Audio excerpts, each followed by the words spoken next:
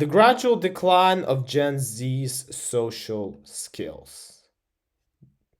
Let's watch what they have to suggest us. Do you think Gen Z is soft? I think they're very, very, very soft. We spend less time outside. They've been born almost True. in front of a computer. We're always trying to blame other things rather than blaming ourselves. Why do you think everyone makes fun of Gen Z? You know, you can see on the old movies we had. Because the old generation always makes fun of the young generation. It will always be like this, and the next generation is gonna make fun of the other generation. And the generation before us was mocked by the generation before them. It's always gonna be like this. I'm sorry to break up the news here.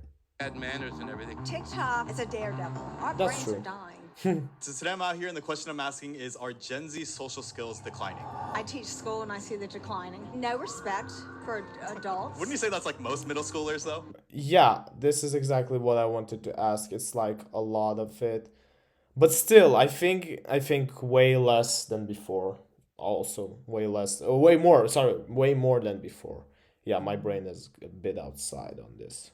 No, that's high school and that's a whole generation that's coming up now. No one cares about anybody. I True. work for a college. I interact with Gen Z students constantly. Yeah. I think they're incredibly thoughtful. I think they're incredibly put together. Some of the critiques of Gen Z are actually older generations projecting their own flaws onto the younger That's ones. also true. And this is why a lot of the times Gen Zs just hate it, and instead of just doing the right thing, they justify the wrong thing by being falsely accused. So like, okay, if I'm falsely accused in one thing, then it gives me the right to do something bad in another. No, it doesn't. Really characterize it in a more general sense. They're more self-centered. To have social skills, to be gracious, have poise, and to see the other side, you know, from the other point of view. I think that's really gone downhill. We spend less time outside. We spend less time talking to other people. How old are you, by Yes. the way? 17. Definitely Gen Z. Yeah, he's younger than me. I haven't met him in real life, but I mean, I had a mustache last year as well. I don't know why. At the age of 17, I decided to grow a mustache and it failed completely. Maybe if I had a mustache now, I would look approximately like this guy.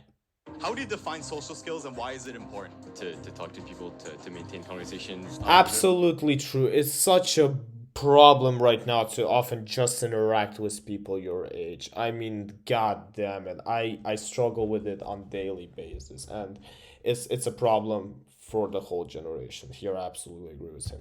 Get girls. Get girls, yeah. That's a social skill Get right there. girls. Yeah, right there. That's a good one. That's what good social skills can get you. Yes, exactly. They're good at socializing I didn't in see social media. They are like more shy in real life, but I don't think that counts as bad. If I look at my That's bad. son, who's 18, his interaction with people is related to games more than anything else. You think I'm just curious, why are you then with a bag outside in the park? Or maybe you're just walking and like this guy's and Jen stopped you. Hey, want to talk about the generation of your son? And he was like, hell yeah, let's do it. he was farther behind in social skills than when you were at 18? Yes, they've been, as I I said, would actually like challenge my parents to compare who had better social skills at our age, because I still believe mine were extremely I'm extremely exceptional. I do genuinely believe I have social skills. Not in every category, I agree, but in a lot of stuff that actually an average person lacks. said in front of computers and cell phones and whatever all their life. They get their feelings hurt really easy. So if they go on social media and they post something and don't get likes, they get their feelings hurt. So now they just isolate themselves. They go on TikTok and that's much easier. You'd be surprised. There's a lot of Exactly. like That's online true. communities, and now obviously with social media, right? You're actually able to probably meet people all around the world that you couldn't. Isn't that also like a form of communication? Yeah, but there's nothing like face to face. If everything It's not the becomes same. virtual- I would trade every single minute that I speak online to any person, even the good friends I know, any minute to like talk with them face to face. I had a friend with whom I speak a lot online, but when he came to visit me, I knew that I would like trade those 10 days for like a whole year of online speaking. I'm not kidding right now. Where are we heading? Because nowadays it feels like everyone's blaming Gen Z for all their problems. Well, I mean, every older generation blames the younger one. Come on. For every new problems, the older generation will blame the new ones. This is like that. Gen Z has a lot of problems of their own, but this is definitely not their personal one. Those people who are 26 and younger tend to be the most challenging to work with. The worst generation of all time. Obviously, but it's in every generation. I disagree. I do not believe that our ancestors were okay with also working with younger people compared to like the people close to them. I genuinely disagree with this topic. Of effort and a lack of motivation. And despite being more connected, Every youngster has a lack of motive. A lot of them. Okay, I'm not saying every, it's a lie, but a lot of them, I don't like, unless they show me some stats, I ain't gonna believe that it's exactly like the same compared to older generations. we're also lonelier than ever. Tonight, I'm extra lonely. Yeah, lonely, it's true. What? Why? Myra West. The younger you are, That's like 3 years ago video. the lonelier you might be. But even though social media is always mentioned as the root of all evil, I knew that that was just the surface. And as someone on the cusp of Gen Z, Okay, the silent generation, baby boomers, Gen X, millennials, Gen Z, and Gen Alpha. Yeah, that's gonna be another laugh. and millennial, I wanted to explore from both sides whether Yeah. Gen Z deserves to be called the worst generation ever. Completely. So is Gen Guys, just wait till Gen Alpha grows to be teenagers. I swear it's gonna be the exact same discussion on every platform you will find. Believe me. Z really losing social skills, or are we witnessing a redefinition of social interaction? It is all this hate Also on Gen true. Z just older generations' fear of Yeah, being left behind? I guess we gon' see. Do you think Gen Z takes less or more risks compared to your generation? Why would you want to be an adult earlier in the sense of have a family and stuff? I don't begrudge people in their 20s and early 30s who want to enjoy life. But you have to understand that's a luxury that you have. It's a luxury my parents and their generation did not have. Probably Yes. more risk. You know, there's so many opportunities right now. Exactly. So many things that they can look at Choice. as far as jobs are concerned. Justin Waller said it right. Choice. There's a lot of choice for the Gen Z community. As far as travel is concerned, I'd say less because we're less outside. We don't have as much opportunities to mess up. What do you mean by that? Less opportunities to mess up? If you're more inside, right, you won't jump on a shopping cart and do weird stuff on a shopping cart because you're in your house, you're in your bed on your phone, right? Damn it, Gen Z, you're not helping your case. So now I want to challenge the older generations to at least view Gen Z from a different lens. Wait, is Gen also Gen Z? I think he's also Gen Z because he's 25 or 26. He still fits that category. Yeah, he's our Gen.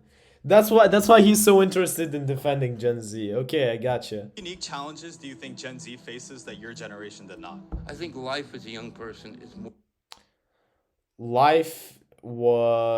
I think you had way less openness to the world prior.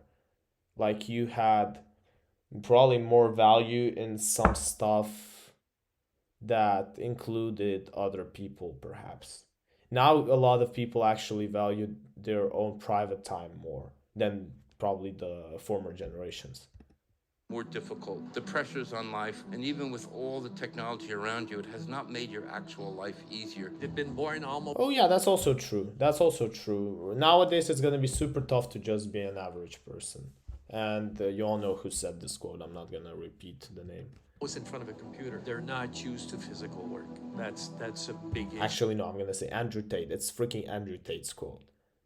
And you can't be an average person right now. And I agree with him absolutely on this one. Because you can see middle class in every country. How middle classes are collapsing. Middle class is what you basically say average. Make the conclusions yourself. COVID, it's made people weary of people, and so they face the isolation. So do you think that Gen Z is living in more of a environment of distrust compared to previous generations? Absolutely. Yeah. The pandemic true. of the last 3 years is a better case study than anything of the unique challenge encountered by a rising generation. Fast-breaking developments in the coronavirus emergency in the U.S. Stay at home, that is the order tonight. This is a global pandemic. Stay home. The disruptions to daily routines during their formative years resulted in 72% of US teens reporting increased loneliness and had a profound impact on the social skills of Gen Z. I remember crying every night and not knowing what was going on, and I felt so alone. Remote. Yeah, this is like, oh no, they're gonna talk about the first and second graders. Yeah, hell nah, hell nah. Like, how do you convince this kid that he has to like take life serious? Unless there's actually someone, some responsible guy talking to him, or a guy, woman, anyone. There's no way. He's super little. He wants to have fun. He just wants to chill. There ain't no way he's gonna learn from all this. Work and online classes severe. And that's the problem. The Gen Alpha is gonna have it even worse. You're gonna see it. I'm telling you, 10 years from now, we're having the same discussion about Gen Alpha. I guarantee you. Guarantee. Really limited the opportunity to develop skills like teamwork as group work became less accessible. And as social isolation limited access to social networks known to be coping mechanisms of stress and anxiety, Gen Z was in higher risk for burnout and further seclusion. Why am I having so many mental breakdowns? Online school is giving me more stress than regular school did. Of course, because regular school was not only about studying. The problem with online studies is always that in online studies, you actually study. If you really want to, that's why they say, when you go to university, they often say that that's why that's where you decide where you want to study and what you don't want. And on those topics that you actually like, you're gonna pursue them by yourself. And for example, like doing through internet, watching different videos about different topics that are in your interest. This is how you're gonna like self-improve, right? But in school, it's not about that. In school, it's about experiencing life, and you don't experience life sitting in front of computer. You're actually learning. Even if you talk about rich people who got most of their money from the computer, yeah, they get their money from it, I get it. But when they actually experience life, it's not in front of the screen. It's when they actually exit that room. On the other hand, it also led to more opportunities to take initiative. During the pandemic, the youth witnessed the political awakening, utilizing social media to address issues like BLM. And as a result, youth voter turnout increased by 8% compared to 2016. Wait, what? Youth voter. Oh, it fell down. Cast votes. Oh my god. Wait. Yeah, this is... Under 30 have shown increased participation in the last few elections. Young voters... Okay, increased. Yeah, that's what I got it right. Well, yeah, that should be good. At least they took part in they're more active. That's like a good sign, no? Turned out in historic numbers. And with more time alone, Gen Z also took initiative by using platforms like TikTok to launch careers by reaching millions around the world in minutes. And so literally millions around the world. I don't want to be mean to this girl, but I guarantee you most of this is just dances, and I don't offend. As I said, I love to sometimes also scroll TikTok through dances, but look at these numbers and tell me you're not driven, you don't have your head driven. I mean, anyone would have. I don't blame them. It's easy followers, easy money. Our brain is built that way, that you want to find the easiest way. Why struggle getting this if you can get it the easy way? And a legal way, of course. Despite evidence of social decline, there was a simultaneous rise in digital extrovertedness. As lives shifted more online, there was less face-to-face interaction. Yeah, that's the only reason. That's literally the only reason. When you were a YouTuber millionaire 10 years ago, you were in the Hall of Fame. I think the Hall of Fame of whole YouTube. Now 1 million on YouTube? Well, yeah, it's a good achievement. No, actually, it's the toughest achievement, to be fair. But yeah, there's so many people who have this, that you're not even I think 0.1%, 0.00001%. But are Gen Z spending way too much time on phones instead of real life? Okay. How many hours a day do you spend on your phone? I think I spend a lot of time on my phone, but for specific cases. like 10 hours. Too much, like 5 hours maybe. So 3 hours and 21 minutes, okay. 5:32. What do you think will be like a healthy amount of like screen time for anyone? Less than like It depends on what you do in life, because if your job is to communicate, you know, to call someone, to search, do research, I think internet won't be. I mean, for a YouTuber, I mean, I bet Jen spends a lot of time on his phone. I mean, if he pulls it off, it's gotta be at least at least 7. I bet you. But again, it's not about the quantity, it's about the quality of the time you spend there. I spent probably, like, I was the whole day today at my place, except when I went to work out. And I probably spent in front of the screen 12, 13 hours today. I'm spending time in front of my screen now.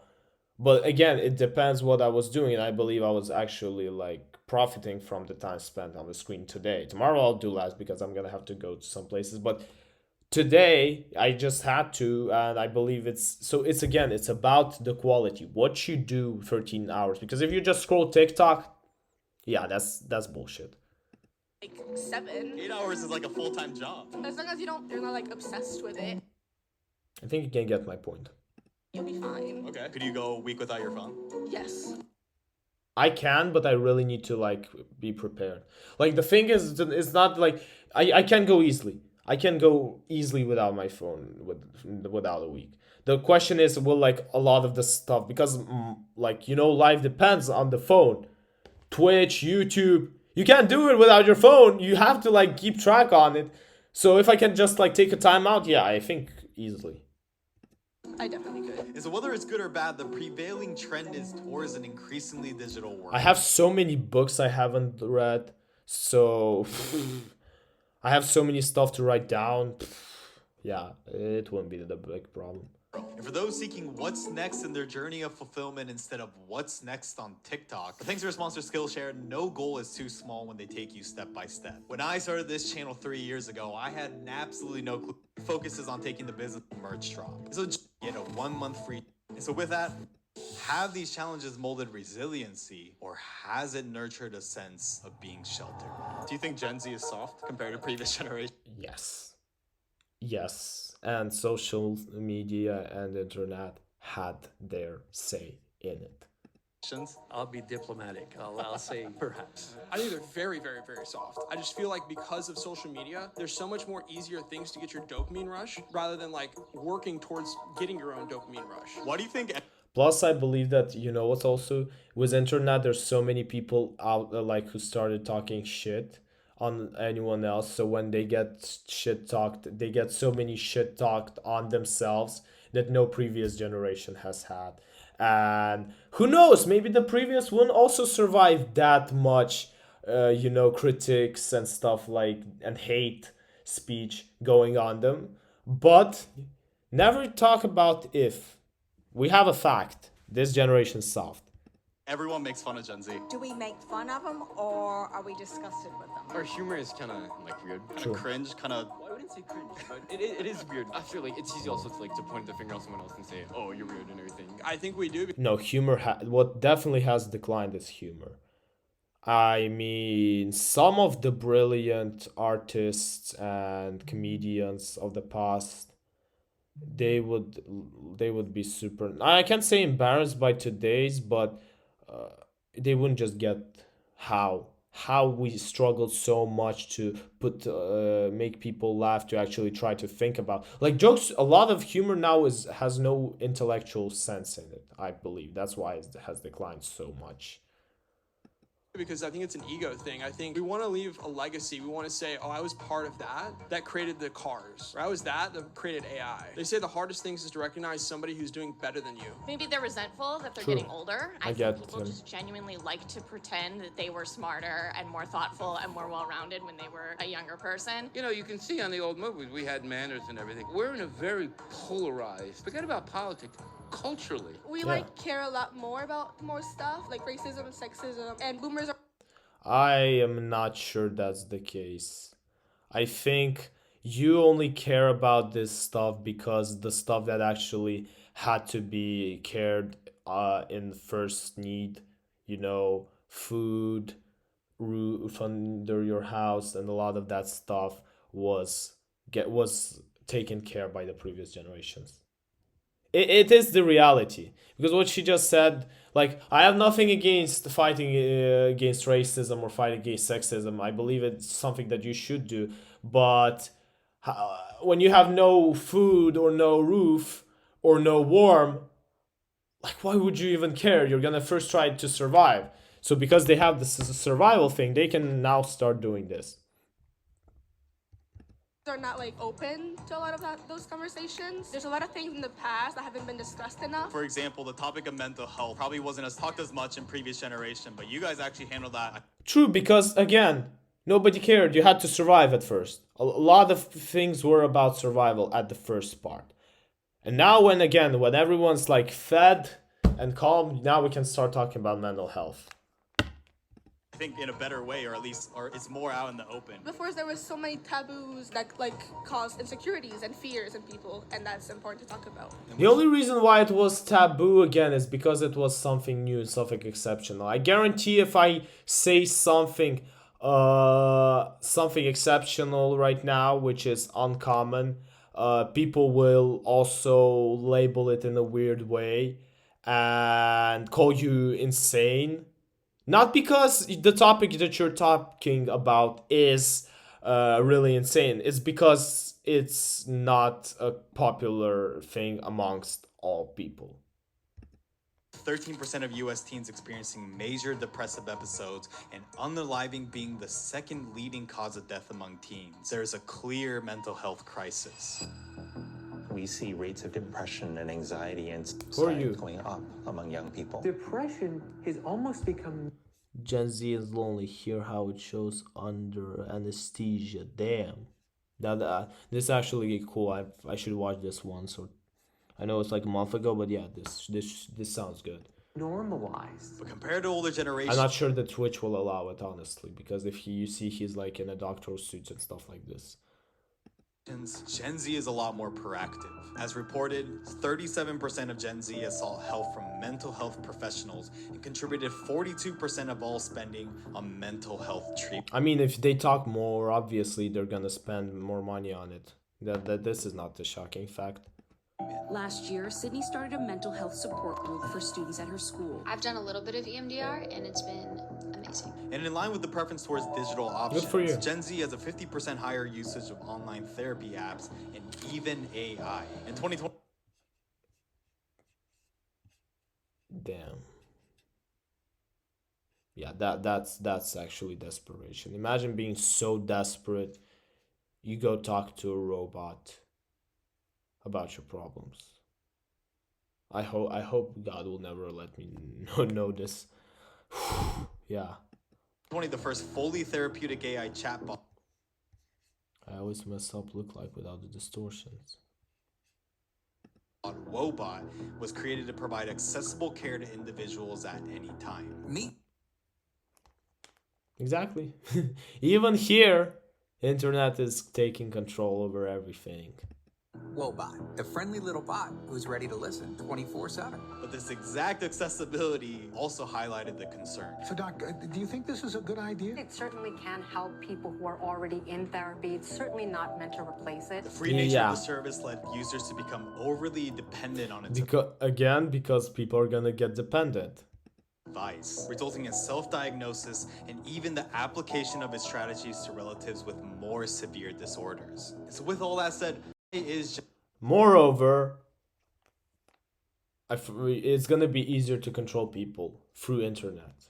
It's gonna be way easier to control people if you have a robot therapist. Gen Z the most depressed generation. Because at first glance, the best advice for anxiety caused by technological isolation or stress from current events is to just close your damn laptop. Yeah. Considering 91% of Gen Z's main source of stress is related to money, work, and housing, It becomes evident that what Inflation. used to be more accessible in the past is What did we talk about earlier? Mid class is declining. Mid class is starting to live worse and worse. certainly becoming unattainable. So while older generations may perceive that Gen Z have it easier, it's important to acknowledge that every generation faces its own unique and relatable challenges. Yeah. And so with all the We're gonna talk about the same thing with the next generation, guarantee you. Maybe even I will talk some smack on them. I don't know yet. talk around social media's impacts, it's worth questioning its validity as the root of all evil. Kind of like the common rhetoric around Gen Z is that you guys are soft. Do you think social media has had an impact on that? With social media, like if it's not around the same opinion of the norm, people get mad and people get pissed and they... How are you with handling like disagreements or like opposite views? If there's something that truly like bothers me, I guess I'll think about it and see, well, is that really an issue with me? If I'm not, then I'm not, and it's like, is there a problem, you know? Do you think we blame social media too much on problems? People are so addicted to these things, but they don't actually control their own life. Social media almost does. And so that's why, like, you know, people are softer than ever before today. I mean, I would say that no, we blame just enough. The problem is that we blame, and a lot of people don't solve anything. They're like, yeah, it's their fault, but I mean, we're gonna still keep it on with it, so. Gotta keep it on. All of us like to be the victim, kind of, you know? We're always trying to... Exactly. It's not the problem with me, it's social media. Yeah. I mean, I'm like a sweet angel. It's just the social media problem. Ooh, someone's having a live stream. to blame other things rather than blaming ourselves. Yeah, because we can go and talk to people if we want. But of course, there are incentives in life. And if you never had the choice of really interacting with people online, then you would be forced to go out into the real world and try to make meaningful connections. But Montreal, I'm just curious. Oh, Montreal. Okay, yeah. Now I understand why it's in French. Of course, it's not like a simple equation. There's also multiple factors. And with Gen Z spending over 5 hours a day in front of screens, they're addicted. But is it accurate to blame technology for declining social skills? Exactly, that's what I said. It depends how you spend. It depends what you do these 13 hours. Well, or yes, he said 5, yeah. On one hand, research has indicated physical effects such as brain shrinkage due to excessive use, which can make information processing more challenging. Social media use is not harmless. It can actually have a significant negative impact. This can permanently reduce your capacity for concentration. This is probably why scrolling on TikTok all day instead of watching my videos is why you're so damn stupid. But yes, you have to concentrate on watching long-term videos. That's why I suggest that you go to my first YouTube channel, my second YouTube channel, and watch all the videos there. I recently started uploading minimum a 20-minute video. It's like, okay, at least it's a long-term video. So go, subscribe to my YouTube channel, one, subscribe to the other, and go buy and read my book. looking at the other side, research shows that apart from children who excessively game and go on social media, there is no evidence suggesting poorer face-to-face social skills when compared to children with limited screen exposure. And along those lines, to also consider that sociability is only one aspect of a person's development, and that abilities like resilience and self-awareness are just as important. And especially when we even consider anomalies like Amber Yang, who even surpassed NASA's models for creating an AI program for satellite safety. It serves as evidence that a digital first generation has even greater potential for innovation. And so it's clear that it's not as easy as technology equals bad, because on one... But it still leads to, I guess. You can't say, yeah, it equals, but it's one of those roles that play. And again, as I said, because a lot of people don't use it right, that's why they suffer. On one hand, technology has empowered Gen Z to communicate without limitations. And on the other hand, that very same technology has isolated them and hindered human contact essential for experiencing empathy, belonging, and love. And as our society continues to embrace the metaverse and AI, the world is only going to become more digital. And so should our definition of social skills be limited to physical interactions, or should our perception of community be reimagined? Do you think social media has helped create community or destroyed community? It's a lot harder to find a community. Interesting question. Did it make it easier to find a community? Yes, maybe. I think it did easier to keeping a community alive. Like me and my friends who right now ended up like being in different places around the world, but our community is still alive thanks to social media, and we can like jump in on the call once every single night. So I agree with. I would probably debate on whether it helped to, if it increased or decreased, but it definitely had to help to sustain a community. And even people who you met, I know, let's say on a random camp or in a summer school, and then you separate, you still keep in touch. You still are kind of knowing what the person's life, plus or minus, looks like. So that's what you should definitely give to internet. In real life, people are a lot more judgmental IRL. Are you a part of like online community? I like a lot of music, and a lot of that is online, and I really love the community online. 2020 brought a lot of people together, and there was a large-scale conversation about what racism looks like. But we can also see political parties are increasingly fringe and increasingly disparate. TikTok is a daredevil. We've Yeah. had middle schoolers that go in the bathrooms and could go on TikTok and then, oh, we're going to do this. They will tear down bathrooms and things like that. Our brain. What are you watching on TikTok? I genuinely like the toilet thing she just described. I have never heard about it. And she's probably talking about like videos she saw years ago. I think. Or is it? No, she couldn't have saw it years ago because COVID, nobody went to school. Gen Alpha is about to become teenagers soon. Brains are dying. TikTok is kind of making everyone the same. Trends blow up on TikTok, so people start saying like sayings that they see on TikTok. Little opinions kind of infiltrate them. If you look at my pants and my shoes, that's something that comes from TikTok. People are less unique. Not being unique also creates like a community. Damn. That's I an don't interesting thought, yeah, because in a way, like if you're not unique, it's probably easier to create a community, right? So are you a bot? I might be an NPC. You never know. Like, wouldn't you say then that like with this new innovations in technology, it's actually maybe even innovating what communication once was? There's no frontiers. Even if you don't speak their language, you can use translating. Gen Z are probably more open-minded than the kids when I was a young adult or an adolescent. But as Gen Z enters the real world, has this Exactly. What I just want to add, it depends on the real world. open-mindedness to opportunities led to success? Yes. Because traditionally, schools and workplaces have provided connected, shared experiences for young adults in previous generations. But these organizations no longer serve that purpose for Gen Z. Compared to 40% of baby boomers that have workplace friends, only 24% of Gen Z can say the same. It's been a long, tiring day staring at a screen all day, not being able to meet friends and socialize with people. The lockdowns that restricted in-person. I mean, you really need like a couple good friends and you can take over the country. That's another quote I use, but it's technically right. You really need like a couple good friends and then also some colleagues, and you're good. This is what a lot of people even further, like even the previous generations, the millennials, the Gen X, they also have the same thing. Like, you don't need the whole world around you, thousands of people walking through your office. No, you just need enough, which I still believe you can get through even in our times easily. Work and education had a significant impact on Gen Z's ability to sustain friends and make new ones. What do you think the pandemic took from young people? It took away the spirit of being young. But can we just blame the lockdowns? Compared to previous generations, the self-reliant nature of technology has made Gen Z more inclined towards individual work and communication. Yeah, interesting. So, of course, you got locked down and you're gonna, like, what you're gonna do? You're just gonna, like, work for yourself. What other choice you had? You're under closed doors. You're not as in tuned or in need of that social interaction, but the problem with that is you lose that skill. And when the next generation is more comfortable being alone and remote, it's clear that it'll have an impact on the sense of community. And so I wanted to ask each generation this question.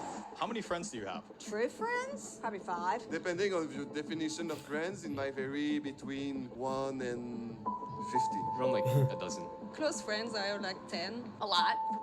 A couple dozen at least, I'd say. I don't think I have more than 2 good friends.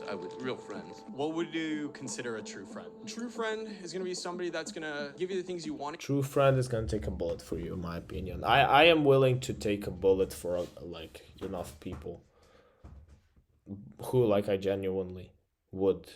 I'm willing to take a bullet for a lot of people. That's a bad confession, but definitely someone who I can call my brother, because I don't have a brother in real life, so probably someone who I can call a brother outside, a genuine brother of mine. Want to hear and the things you don't want to hear. And that's simply the truth. Yeah, because I hated this interview. So. That's actually also true. Me too. I've got a couple of online friends. One that lives in like Morocco. My best friend lives in New York. And you've never met them in person? I've never met them, but like one of my closest friends ever. Online, you can be more open with someone and they understand you more. Yeah, exactly, because if you start talking shit about them, the worst thing they're gonna do is call your name and you can just mute and go to bed.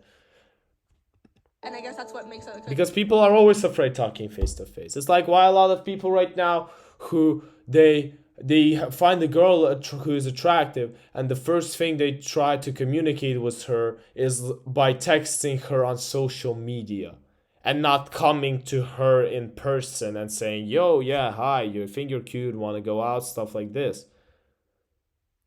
That's the problem. It's a comfort zone. It's actually a comfort zone. You're like texting and then you just throw your phone away and you don't have to face her to face. You don't need that instant, reaction. But you don't have that instant life experience. And that is the problem. True friendship. Do you think that you're able to cultivate true friendships through online? You're only able to know who someone is when you see them interacting, Yes. not only with you, but with other people. 'Cause I guess you can always create a persona online. Yes. Exactly.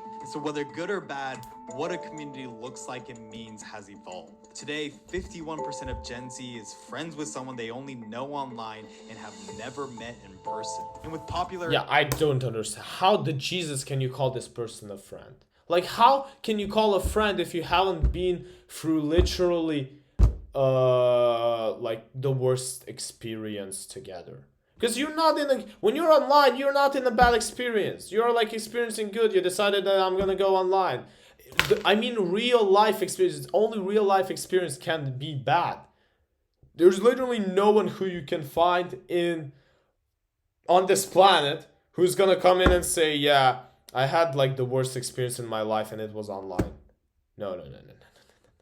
Real bad experience come from real life.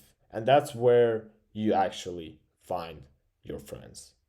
Apps like Bumble BFF and online communities like Facebook and Discord groups, link in description. It's easier than ever to find like-minded people from all over the world. That's true. But I'll only give it around that. half of Americans have meaningful in-person interaction. But do you need a friend is not necessarily someone who thinks like you or who are you comfortable with. As again, a friend who's the one who can say you truth to your face, and also is someone who even you're comfortable with being discomfortable with him.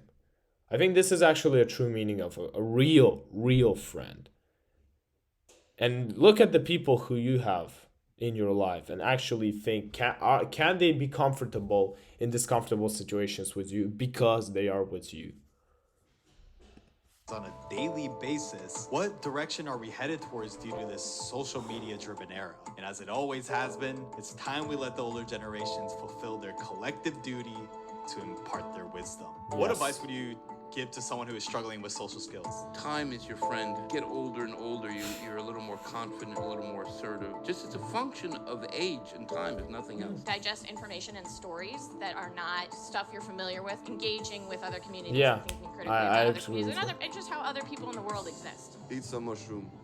Go outside, talk to people, have fun. Start interviewing people on the street? That's like you should, yeah. And Yeah, Say that's yes also to a street way. interviews and also do street interviews. Yeah. And so obviously I'm not suggesting that becoming a creator is the solution to your social No, skills, but obviously. rather to consider a different perspective. The pace of change is accelerating, and the traditional approaches to doing things is being reimagined. For years, in-person human interactions have played a role in learning in various activities, but even that's changing. Whether better or worse, gone are the days where daily visits to the newspaper stand or long conversations with colleagues at work was necessary to feel a sense of belonging. And what I realized is that the hate on Gen Z stems from the fear of every generation and their legacy of being left behind and forgotten. But it's only those that embrace change that will start to see the opportunities. We need to stop treating social media like a luxury item and start thinking about it as something like a tool that we're all going to have our hands on, and we need to know how to use it. We need to know how to... Same thing happened with phones. Nobody used to have a phone or call someone and people were okay, but eventually now everyone has a phone. Even like your grandparents, they have phones to call you. And they use them and they've learned how to use them eventually. So yeah, embrace the change. Embrace the improvements you have and use them to improve your life. I would even add this. Think critically when we're engaging with it. It's for the first time in history, we're living in an era that we can network at scale. And it's exactly how I was able to meet the closest people in my life. From my girlfriend in Brazil that I met through this video, to my business manager in Montreal through that video, to my creative director Dylan in Dallas who reached out after this video, and even Didi in Germany who's editing this. Say what's up, Didi. What's up? We're living in an era of unprecedented opportunity. Yes. And if previous generations have overcome challenges far more difficult than this one, then why can't the dumb, soft Gen Z figure this one out on their own? Because it's only those who are most comfortable with change that can liberate themselves from the shackles of the past. And that's exactly the mission, to explore the unfamiliar. And with that, thanks to our sponsor Skillshare for helping us explore the first installment in our series. I love how he does these videos, honestly. It always ends up in a positive message. And the positive message is something that you should all have in your life. No matter how much it's hard for you guys, the positive message should be keeping up. In any case, this was our reaction to the gradual decline of Gen Z social skills, and I hope you enjoyed it. For those of you watching on YouTube, drop a like, subscribe to the YouTube channel, and really soon there's gonna be something you already have seen on it and you all like, and it's gonna be associated with one very interesting creator that you have seen on this channel, me reacting to her on this channel. Bye bye.